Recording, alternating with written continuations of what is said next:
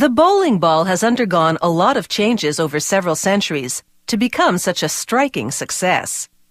From a crude stone to carved wood to rubber to molded polyester, it's been reinvented numerous times. But the latest version has turned out to be a real winner.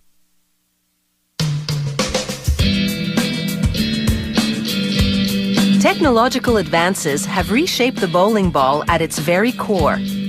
No longer round, the nucleus is asymmetrical, which causes the ball to curve towards the pins as it rolls down the lane. They make the cores from polyester resin, blending in minerals like barytes, silica powder, and limestone. The result looks like chocolate milk, or make that hot chocolate, because a catalyst triggers a chemical reaction that heats it up. As they pipe it into the molds, it quickly starts to cure and solidify. In just 2 minutes, it's ready to extract. This core is oblong, flat on one side with a knob. There are different versions of this core design, each one carefully calculated to manipulate the bowling ball's performance at a specific skill level.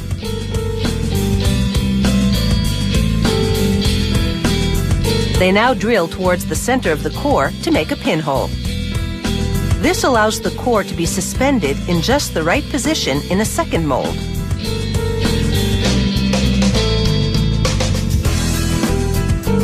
This asymmetrical core is about to be encased in a more uniform sphere. They tamp the core into the bottom part of the mold and then lock down the top half. After all, they don't want any leaks as they pump it full of plastic. It's a liquid polymer blend. A special chemical in it causes the mix to solidify slowly. It can take days for it to harden around the core, depending on the formulation and type of bowling ball being made.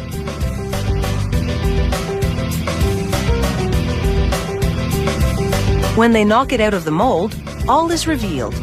That asymmetrical core is now sealed in a very symmetrical polymer shell.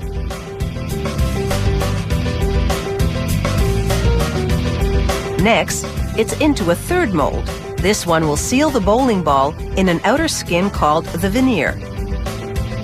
This veneer has been scientifically formulated to enhance the ball's traction as it hooks towards the bowling pins.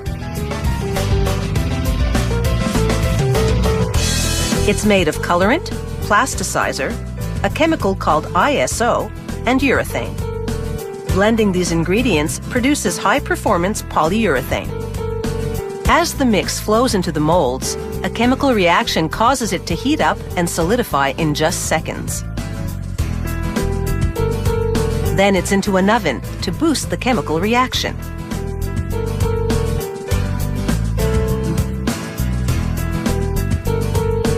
Next, a spinning grinder shaves off the bump which was formed by overflow at the mold's intake tube. The removal of this bump rounds off the shape of the bowling ball.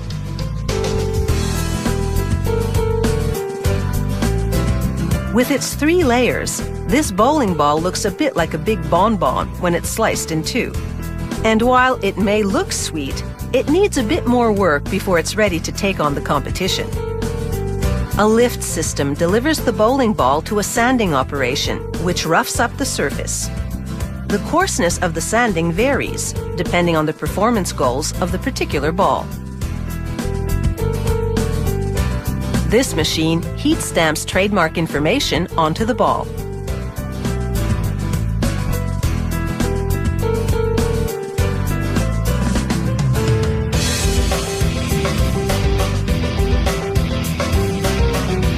They do one last sanding as a constant flow of water removes the powdery residue. The more polished the surface, the less pronounced the ball's hooking action will be. Even this last sanding is geared to a certain performance standard. Once they buff the surface, all that's left is to custom drill the finger holes. With this bowling ball in hand, success should be within striking distance.